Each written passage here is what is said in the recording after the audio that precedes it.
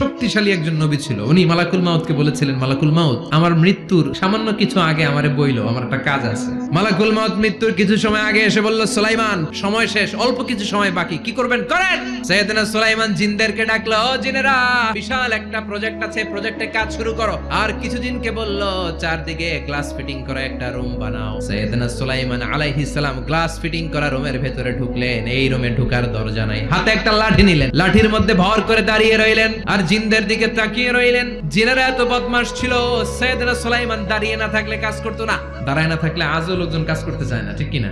সুলাইমান আলাইহিস সালাম লাঠির মধ্যে ভর দিয়ে দাঁড়িয়ে রইলেন আর বললেন, কাজ করো। জিনেরাও কাজ শুরু করলো। ওদিকে মালাকুল মাউত এসে বলল, সুলাইমান সময় তো শেষ। সুলাইমান বলে, সমস্যা নাই, রূহ কবজ করো।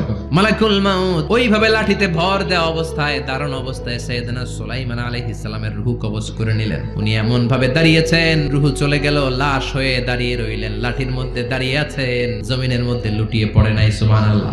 জিনেরা মনে করছে বস দাঁড়ায় আছে, কাজ করতে হবে। করতে করতে পুরা প্রজেক্টের কাজ শেষ। ইন দ্য মিন টাইম ঝিঝি পোকা, উই পোকা সুলাইমান আলাইহিস সালাম লাঠির ভেতরে ঢুকে লাঠিও খেয়ে ফেলেছে। সাইয়েদনা সুলাইমান আলাইহিস সালাম ধপাস করে জমিনে পড়েছে। আর জিনেরা কয়, হায় হায়, খালি খালি কাম করছে এতদিন। সুবহানাল্লাহ কইবেন না?